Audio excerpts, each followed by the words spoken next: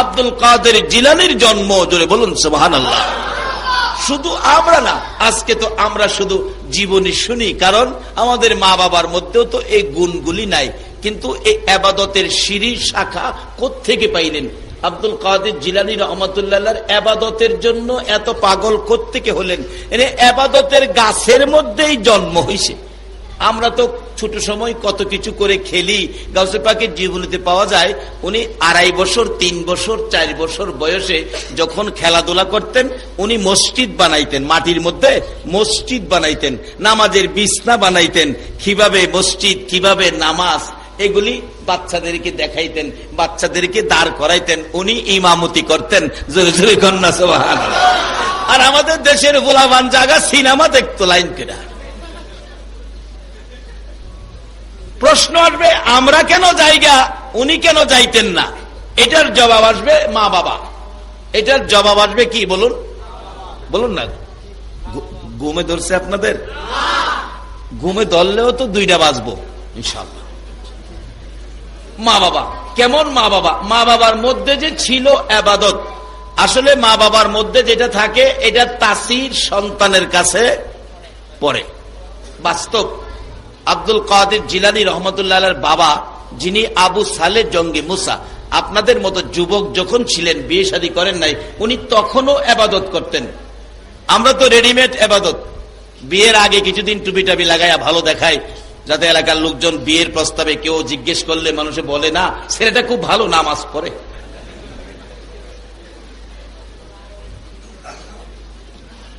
এরপরও গেলাম বিপদে পড়ে। এক ছেলেরে জিগাইছে, জামাই দেখতে আইছে, তো জামাই দেখতে আইছে, মেয়ের পক্ষের লোক জিগাই, জামাই নামাজ পড়েন? হ্যাঁ নামাজ তো পড়ি। একজনকে খুব ভালো তো, বাড়ির কাছে মসজিদ, নামাজ না পড়লে কি হবে নাকি? জিগাই বলুন তো ফজরের নামাজ কত রাকাত? মুসলমান, আমার গ্রামের ঘটনা বলছি। আমার সমপাঠী ছিল, প্রাইমারি স্কুলে একসাথে পড়ছি। হ্যাঁ কয়ে বইছে ফজরের নামাজ 8 রাকাত। এর দোষ নাই তো, কে জানি শিয়াইছে তোরে যাই জিগায় আজকা সব বাড়ায়া বাড়ায়া কইবে। আরে বাড়াইবে তো, বেতন কত, চাকরি করো, 10,000-এর মধ্যে 20,000 কইলে এটা গিয়া লাভ হইব। জমি কম বেশি কইলে এটা লাভ হইব, আন্তাজি কইলে তো লাভ হইতো না। বেচারা বাড়াইতাছে। তার চাচা ছিল সামাজিক মোল্লা, আমাদের সামাজিক মোল্লা আছে, সমাজের বিয়ে শাদী পড়ায়, নানান এই ভালো কাজগুলি সমাধান দেয়। এই সামাজিক মোল্লা তো চাচা পিছন থেকে কইতাছে, ভাতিজা ভাতিজা, ও ভাতিজা, কি দেখাইতেছে? কয় রাকাত? ঘুমাই রয়েছেন আপনারা? ভাতিজা, হ্যাঁ গো চাচা আপনি কথা কেন না? আরেকজন বলতেছে মেয়ের পক্ষের বাবা 8 রাকাত ফজরের নামাজ, এটা তো মানতে পারলাম না। হ্যাঁ আবার চাচারে গো চাচা আপনি কোন চাহির কইতাম শুনছেন, হেরা কি কয় 8ই বলে, হেরা মানে না। তা আপনার চাহির এটা মানবো? 8ই মানাই তারি না, আর আপনি কোন চাহির কইতাম? এই ফাঁকে একটা কাশি মারছে। কাশি মারার পর মেয়ে পক্ষের একজনের জিগায়, বাজান আপনার কি সর্দি? সর্দি? কয় না আমার জক্কা। ওই যে বাড়াইতে কইছে। আচ্ছা কোন তো যেই বারান বাড়াইছে, এই বারান কি লাভ হইব না লস হইব? আজ থেকে প্রায় 25 বছর আগের কথা কইতেছে। ওই সময় কি জক্কা রুগীর কাছে কেউ বিয়া দিব?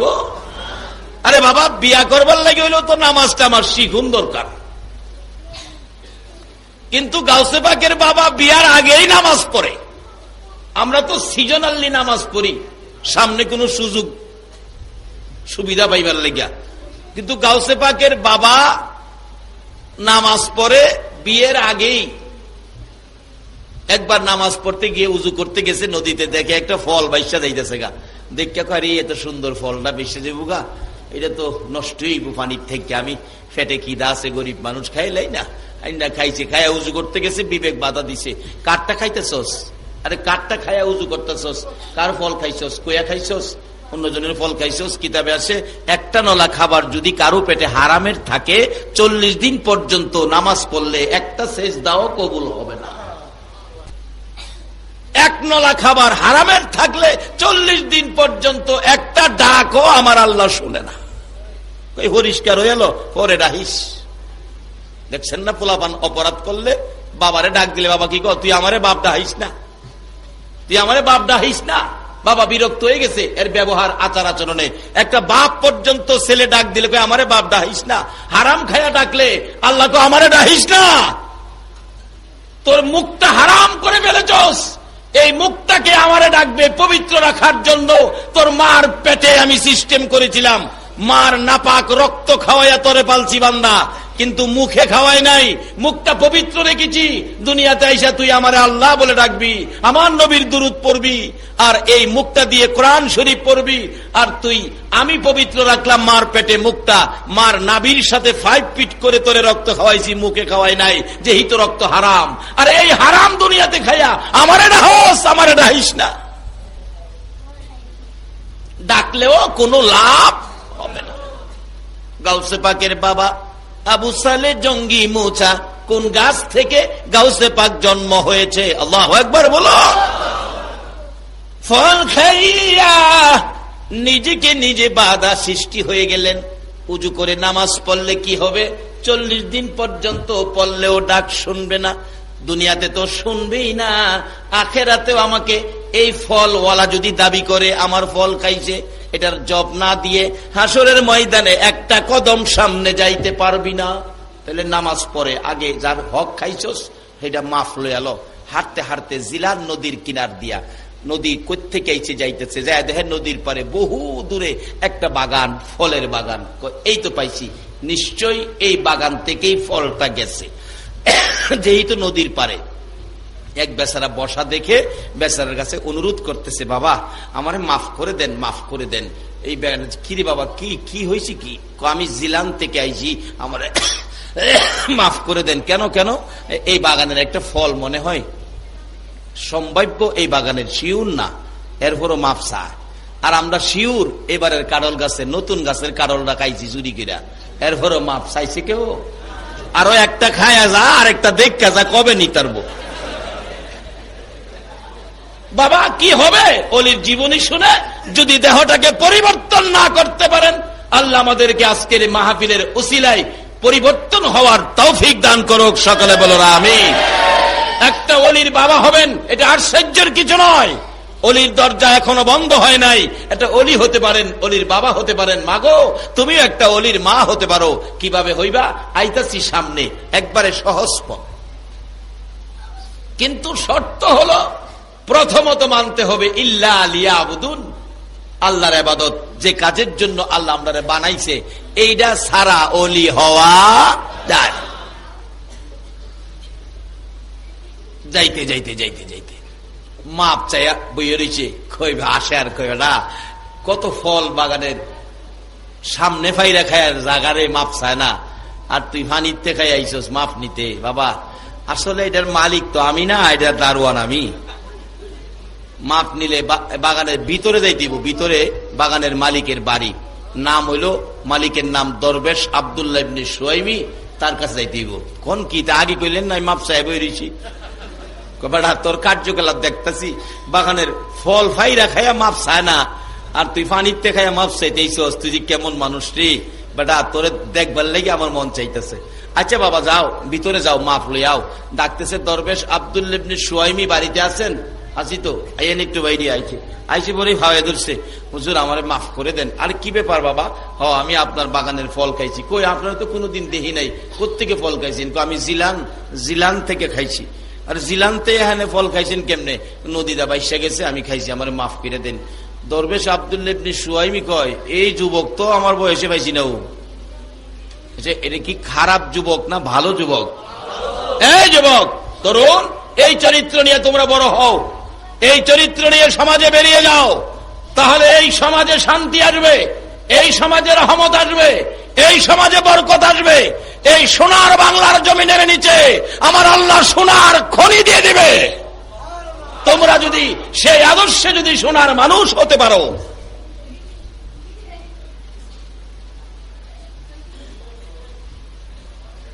আজকে সেই যুবকের জন্ম যেই দেশে, এই দেশে তেলের খনি করে দিয়েছে আমার আল্লাহ। আর যার ভালোবাসায় সেই যুবক জীবন ধন্য করেছে, ওই সোনার নবী যেই দেশে শুয়েছে, ইয়াসরিব নামের বালু আর পাথরের দেশে আমার আল্লাহ সোনার খনি করে দিয়েছে। আজকে সোনার বাংলা নাম দিয়ে যদি এই আদর্শগুলো নিয়ে আমরা বেরিয়ে যেতে পারি, আমার বিশ্বাস সোনার বাংলার জমিনের নিচে নবী প্রেমিক ওলি প্রেমিকদের জন্য আমার আল্লাহ সোনার খনি দিয়ে ভরপুর করে দেবেন।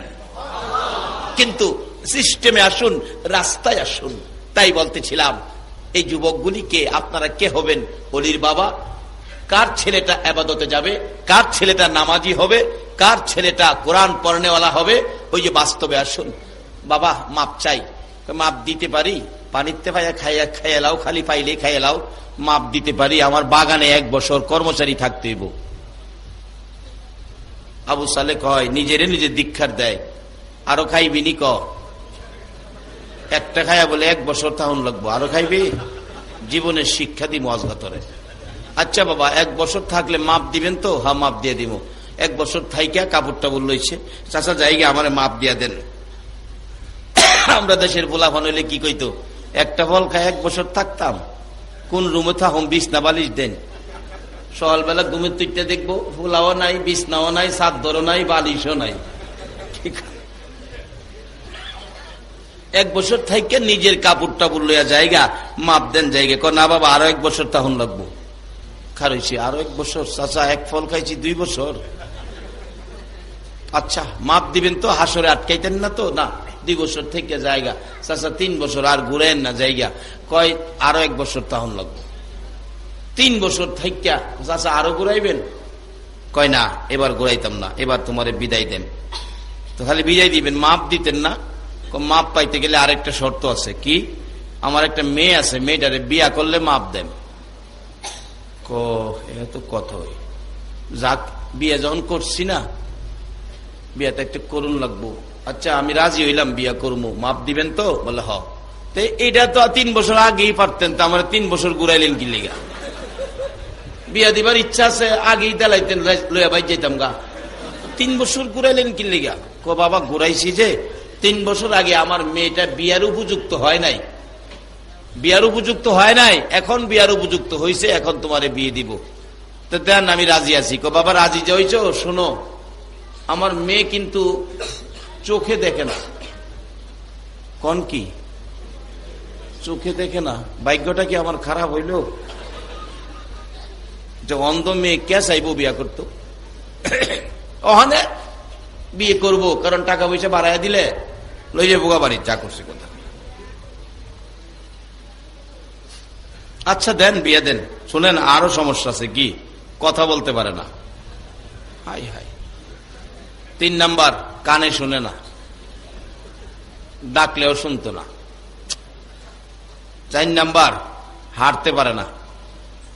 5 নাম্বার, চেহারার রং সুবিধা না। হিসাব করে, চোখ দেখে না, কানে শুনে না, কথা কইতে না, হাঁটতে পারে না, রং সুবিধা না। এটা কোনটা নিতাম? তো আমি কোনটা নিতাম? ও আবু সালে, আরো খাইবিনি? আরো খাইবিনি? আর জীবনে কত মানুষের হক মাইরা খাইলাম। আবার মসজিদে গিয়ে নামাজ পড়তে পড়তে কপালও 1/2 কেজির একটা দাগ বানাইছে। 1/2 কেজি।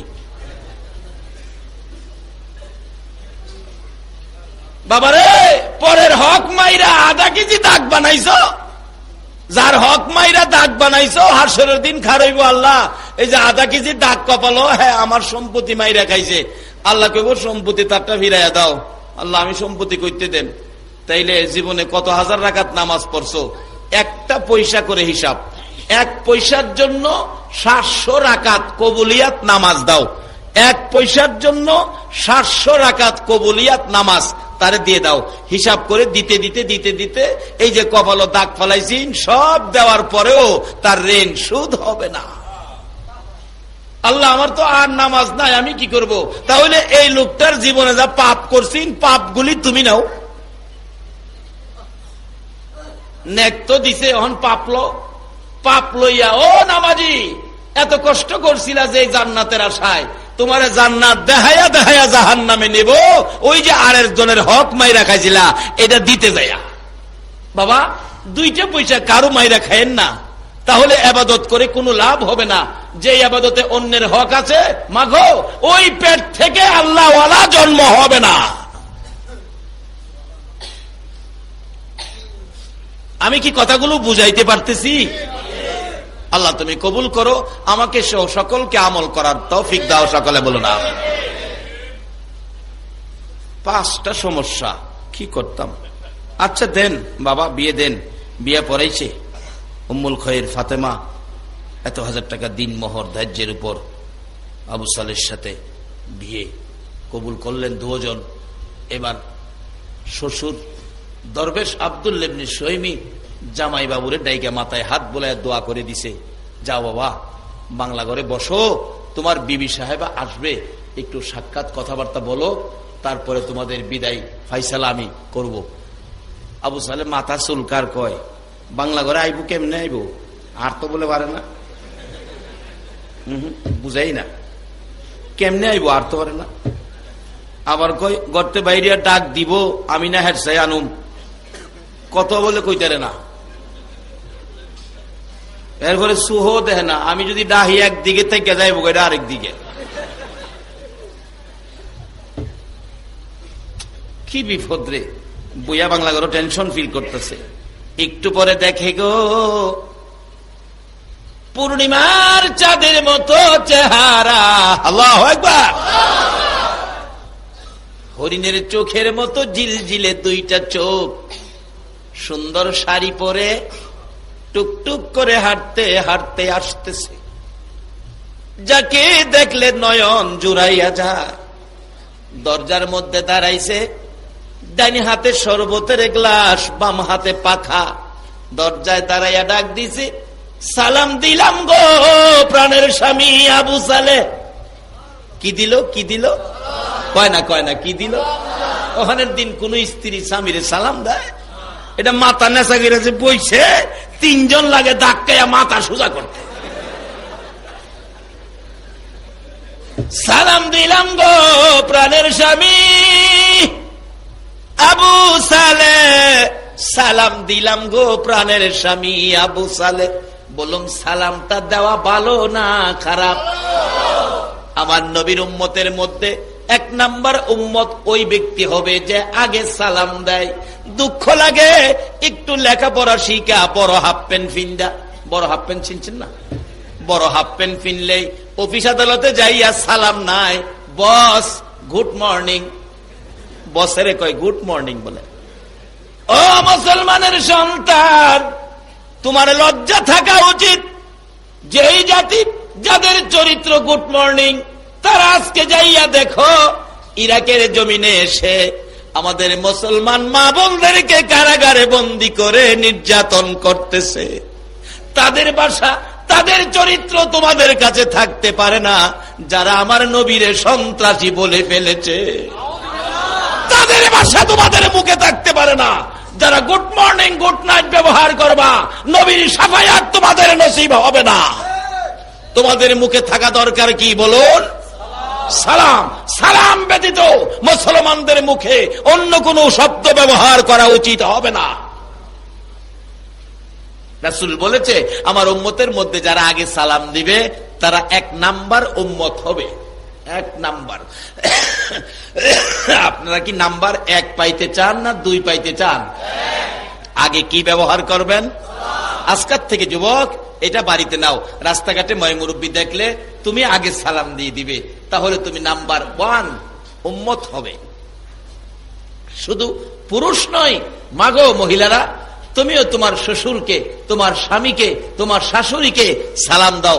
বাড়িতে যাইবা, বাবার বাড়ি, বাবাকে সালাম দাও, মাকে সালাম দাও, বড় বোনকে তুমি সালাম দাও। এই শিক্ষা দিয়েছে ইসলাম। এবার ডাকতেছে উম্মুল খৈর ফাতেমা, দরজায় দাঁড়াইয়া ডাকে, স্বামী অনুমতি দাও, ঘরের ভিতরে ঢুকি, খেদমত করার সুযোগ দাও। শরবতটুকুন এনেছি, শরবতটুকুন পান করুন, বাতাস করার সুযোগটুকুন দান করুন। আবু সালেহ দেহে যে ডায়া খার হইছে এটা তো হেডার লগে মিলে না। কইছে চেহারার রং বলে সুবিধা না, এর চেয়ে সুবিধার রং পৃথিবীতে মনে হয় নাই। কথা বলে কইতারে না, যে কণ্ঠে কথা কয় মানুষ গইলে যাইব গা। খুই কি বিপদ বললাম রে, খুই কইলো আর আইলো কি, কইছে হাঁটতারে না, এটা হাটে দি চোখ কাইরা নে, কি করতাম রে, নাম্বারে মিলে না। স্বামী যখন কইছে আন্তাজ জিজ্ঞাসা কইছে, আচ্ছা একটু জিজ্ঞাসা দিহি নামটা, বিয়াজে পড়াইছে নামের সাথে মিলাছে নি। বোন বোন আপনার নাম কি? আমার নাম উম্মুল খয়ের ফাতেমা। কোন নামে মিলছে? আপনার বাবার নাম কি? দরবেশ আব্দুল্লাহ ইবনে সুয়াইমি। তাও মিলছে, আবার কোন সাইজে মিলে না। আবার কোন বিপদ ভরি আয়ানি কেউ কমিয়া কার লগে কথা কইতেছ এরকম পেছনি ফিরে যায়, কাপড়টা বললো ইয়া ফাঁসাদা দরজার ফাঁসাদা বাইরিয়া জাগা, সামনে গেছে ওরে শ্বশুর দেখা। বাজান কই যান? আপনি আমার বাজান কইেন না মিয়া, আপনি ভন্ডা ভন্ডি বাজান কোন, আপনি আমার কইছেন কি আর দিছেন কি? কি দিছি বাবা? শ্বশুরের সাথে এইভাবে কথা কয় না। শ্বশুর বাবার জায়গায়, বাবারে যে শ্রদ্ধা করবেন বাবার পরের শ্রদ্ধাটা শ্বশুরে পাবে। তাও শোনো, কথাবার্তা কয় না। কই এতদিন কষ্ট কিরা যাও, একটা দিছিলেন, কইছেন একটা, দিচ্ছেন আর একটা, বিপদে ফালাইবার ভাও করছেন আমারে, আমি যাইগা। দরবেশ আব্দুল্লাহ ইবনে সুয়াইমি কয়, বাবা আবু সালেহ শুনেন, যাইেন না, এটাই আমার উম্মুল খয়ের ফাতেমা। কোন কি? তা আপনারা কইছেন চোখ দেখে না? বাবা রে, আমার মেয়েটা বালেগা হওয়ার পর থেকে এই চোখ দিয়া জীবনে কোনোদিন একটা বেগানা পুরুষ দেখে নাই। আচ্ছা অহন কি এমন মহিলা পাওয়া যাইব বেগানা পুরুষ দেখছে না?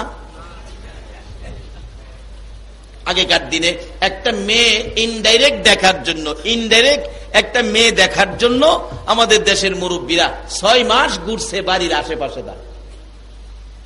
6 মাস ঘুরছে, একটা মেয়ে দেখার সুযোগ পাইছে না। এরপরে কি করব? আনুষ্ঠানিক ভাবে বউ দেখার তারিখ দিছে। বউ দেখানোর জন্য দাদি নানি দুইজন আইসা মাঝখানে বসাইয়া সাফাই গাইতেছে, আমার নাতিন বেপরদা জীবনে হইছে না, মানুষের সামনে জীবনে গেছে না, এই জন্য ভয় পা, চোখ খুলে না, মাথা নিচে গেলে বই রয়েছে, আধা ঘন্টায় মাথা সোজা করছে, এরপরে চোখ খুলে না, লজ্জায় চোখ খুলে না। আগেকার দিনের মহিলারা চোখ খুলে না, অনেক কিছু কইয়া চোখ খোলাইছে। আর অহনে বউ দেখতো গেলে বউ বৈশা, বউরে দেখবার আগে বউ নিজে ওই দেহে কয়জন আইছে।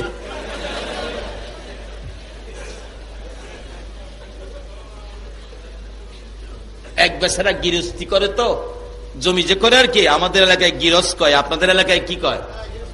গৃহস্থ কয়। এই গৃহস্থ বেচারা বউ দেখতে গেছে, ছেলের বউ বিয়ে করাইব, যে বউরে জিগায়, মাগো 10 জন কামলা খেতে আইলে কয়সের চাউলের ভাত পাক করতে হবে? 10 জন কামলা খেতে আইলে কয়সের চাউলের ভাত পাক করতে হবে? বউ জিগায়, বাবাজি কামলা কি আমাদের দেশের না মমিন সিংহা? জিগা কামলা কোন দেশের? কারণ এক এক দেশের এক এক রকম। আমাদের দেশের লোক ভাত কম খায়, মমিন সিংহের লোক যেমন কাজ করে বেশি, এরা খাওয়া তো বেশি। জিগাইছে কয়সের ছেলের ভাত পাক করতে হইব? বউ জিগাই কোন দেশের কামলা? কি জব সোয়াল চলছে দেখে। আর 3 ঘন্টা লাগছে বউয়ের মুখতে কথা বাইর করতে, মাথা নত গেড়ে বইরিছে। আবু সালে কয়, কোন কি এটা আপনার মেয়ে? দরবেশ আব্দুল্লাহ ইবনে সুয়াইমিকে, বাবা এই চক্ষু দিয়ে কোনোদিন আমার মেয়েটা বেগানা পুরুষ দেখে নাই, বিদায় বলেছি আমার মেয়েটা অন্ধ। এই মুখ দিয়ে বেগানা পুরুষের সাথে কোনোদিন কথা কয় নাই, বিদায় বলেছি কথা কইতে জানে না। কানে দিয়ে কোনোদিন বেগানা পুরুষের কথা শুনে নাই, সেজন্য বলেছি কানে শুনে না। পাও দিয়ে হাইটা কোনোদিন বেগানা পুরুষের সামনে যায় নাই, বিদায় বলেছি হাঁটতে পারে না। চেহারার রং সুন্দর না কালো, বেগানা কোনো পুরুষ আমার মেয়েকে দেখে নাই, সেজন্য বলেছি চেহারার রং ভালো না। আবু সালেহ, শুধুমাত্র আজকের দিনে আমার উম্মুল খয়ের ফাতেমা স্বামী হিসাবে এই 2টা পাও দিয়ে হাঁটতে হাঁটতে তোমার সামনে হাজির হয়েছে। রে আবু সালেহ রে, আমার উম্মুল খয়ের ফাতেমারে লইয়া বাড়িতে যা, তোর কপাল ভালো হবে, তোর ভাগ্য ভালো হবে, যা যা তোদের জীবন ধন্য হবে। ওই মা ফাতেমা উম্মুল খয়ের, ওই বাবা আবু সালে জঙ্গি মুসা একটা ফলের জন্য 3 মাস কর্মচারী, 3 বছর কর্মচারী খাইটা এই বিবি লইয়া বাড়িতে গিয়েছিল। ওই মা ওই বাবা বাবা জন্ম দিয়েছে আব্দুল কাদের জিলানী রহমাতুল্লাহ আলাইহ। এই গাছের ফলটা কত ক্ষমতাবান। আসুন বাবারা, আসুন দুনিয়াত আসুন। মার পেট থেকে কত কিছু করেছে, এই আলোচনা করতে গেলে যাবো গা রাত্র। আমি সংক্ষেপ করে আনছি। দুনিয়াতে আসলেন যেদিন রমজান শুরু হবে সেদিন মানুষ আশ্চর্য, আকাশ মেঘাচ্ছন্ন, চাঁদ দেখতে পারে নাই, কি করব রোজা রাখবে কিনা। কিন্তু এইভাবে আনাগোনা আজকে চাঁদ উঠছে কিনা, উঠার কথা, চাঁদ তো দেখলাম না। কিন্তু আবু সালে জঙ্গে মুসার কলিজার টুকরা সন্তান গাউসে পাক দুনিয়াতে ভূমিষ্ঠ হয়ে মার স্তনে মুখ লাগায় না, দুধ খায় না।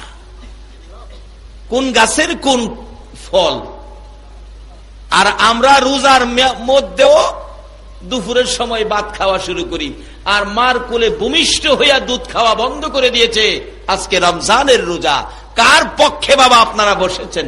এরকম একজন অলি যদি কারো পক্ষে থাকে, এরকম একজন অলির পক্ষে যদি আপনারা কেউ থাকতে পারেন, অবশ্যই বিপদ থেকে আপনারা মুক্তি পেয়ে যাবেন। কিভাবে মুক্তি পাবেন আসতেছি সামনে। এবার গাউসে পাক আব্দুল কাদের জিলানী রহমতুল্লাহ আলাইহ মার স্তনে মুখ লাগাই না। মহিলাদের কথা কিন্তু খুব কম সময়ে প্রচার হয়।